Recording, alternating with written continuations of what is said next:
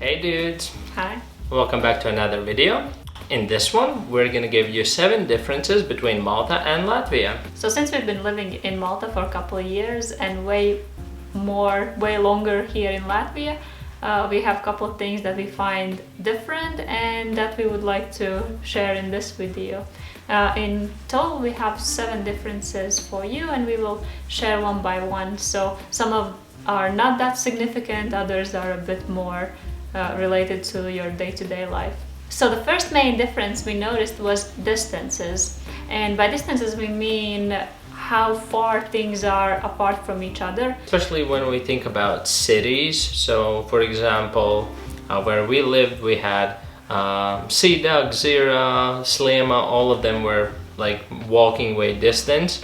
But because all the cities in Malta are quite small, I mean, obviously, like Latvia isn't even the biggest country in the world. We're actually very small in the globe, but yeah, we thought we used to live in a small country, but Malta seems to be just a little bit smaller. And even if you go outside the city, there is space between one city to another here in Latvia. For example, when we were going from Riga, the capital, to the city where you lived, first you exit the city and then you will drive for 40 minutes, maybe an hour, and there's nothing. They're called like regions, but there's no cities. There's basically nothing there. So you just go on the highway road for quite a while. There's nothing. And then in 40 minutes you arrive into a different city. And in between that there's just fields, forests, and exactly. So that was interesting. When we came here, we had to drive around the country. We were looking for our new home as well, and you just drive for a while and there's nothing there for quite a good while. Yeah, just nature around. Our second big difference, which we already noticed, I think,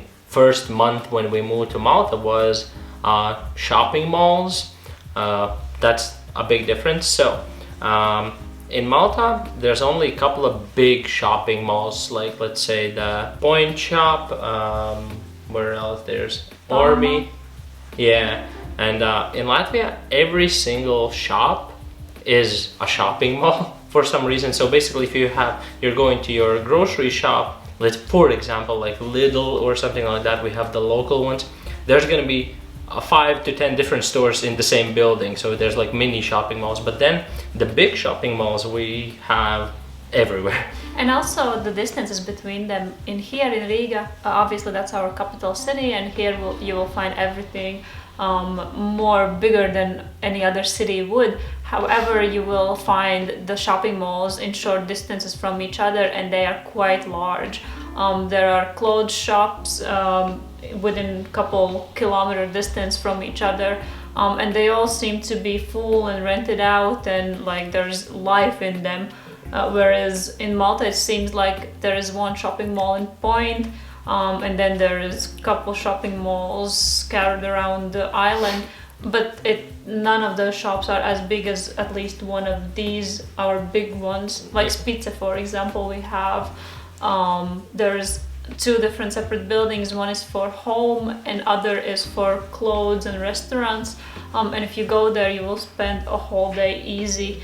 Yeah, so instead of just going to one shop, there's like every single shop just has like, about, the big ones have about like 30, 40 different shops, just huge, because multiple stories as well they have. So that's like, as I said, we noticed it quite early on. Yes. The third difference might not be obvious right away. However, it's the seasonal differences. So here in Latvia we have seasonalities. We have all the seasons, spring, summer, autumn, winter. Whereas in Malta, it's either summer or autumn, so it never really switches into winter because it doesn't ever get colder than 10 degrees. Maybe, okay, maybe not never, but it's not a common thing to go under 10 degrees. Whereas here in Latvia, if it snows, it can get really cold. It can get in minus 20 degrees in winter, and then in summer also it can get plus 30, 35 degrees. Yeah, so you actually need all outwear for all seasons. So yeah, as you said, in winter you're gonna wear woolly knits and big jackets and scarves and hats and gloves.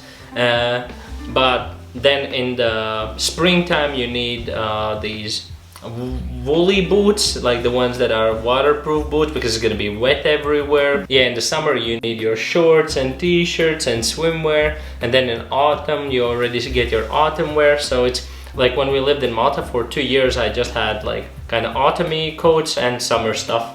Yeah, You so never really needed a big coat.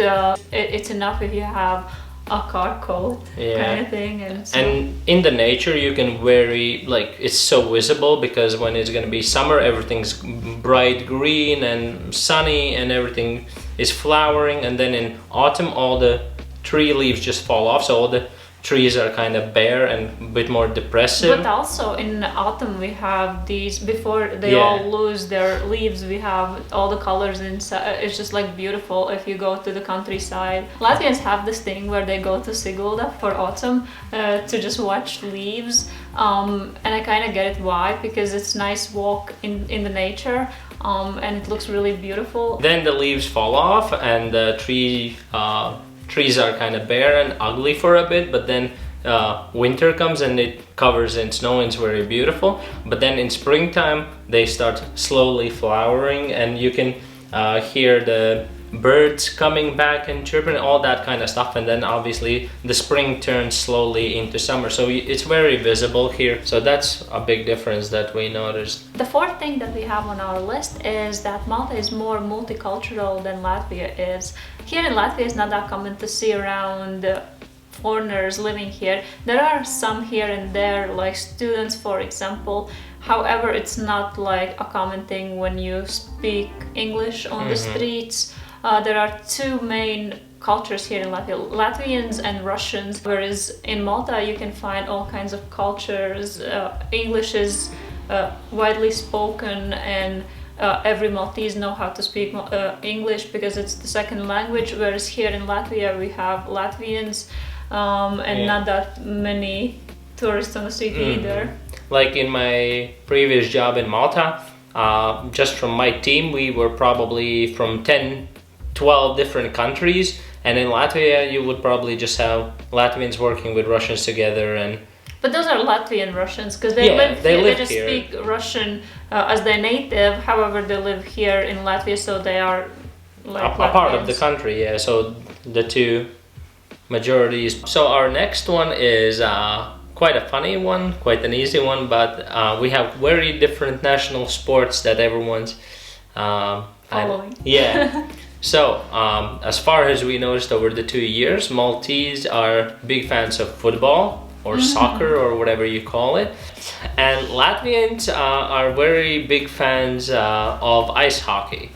So, we have football here as well, but since we're kind of a colder Nordic country, we have a lot of ice, so people... Ice is closer to our hearts. Yeah.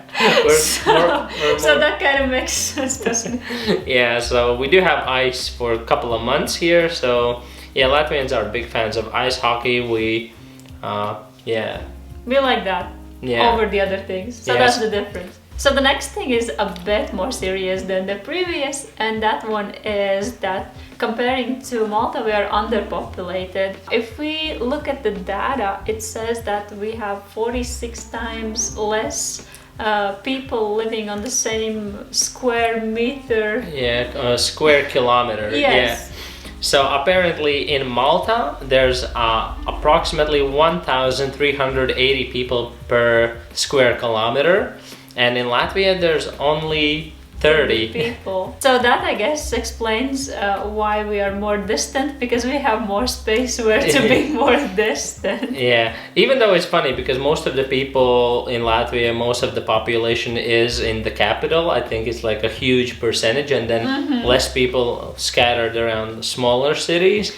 But yeah, you can definitely feel it. When we were making videos about Malta, we were like, why Maltese or people in Malta like to be so close to each other, and Latvians like to keep our distance. I guess we have advantage on the land size. Obviously, if all of us still live in Riga, we are quite populated. But if we take into consideration the land size and then divide by people, that's how we get that 30 people per square meter.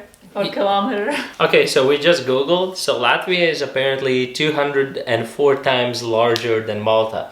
Yet we only have 4 times more people, which is Yeah, insane. we're obviously underpopulated. We're about 2 million of people in Latvia and 400, 500,000. Maltese. Yeah. And the last on our list, or the seventh, if we counted right, is the food prices. Obviously, we've been crying about food prices ever since we moved to Malta. But here we can clearly see that things are a lot cheaper here in Latvia, like fresh vegetable and fruits. Even the import fruits are a lot cheaper for whatever reason, even though they grow further away from Latvia.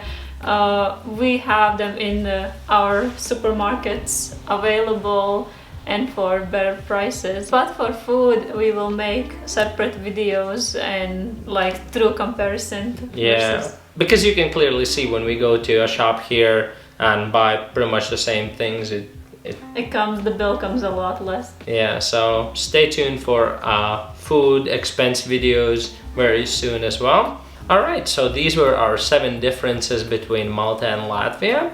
If you enjoyed it, you can leave a like.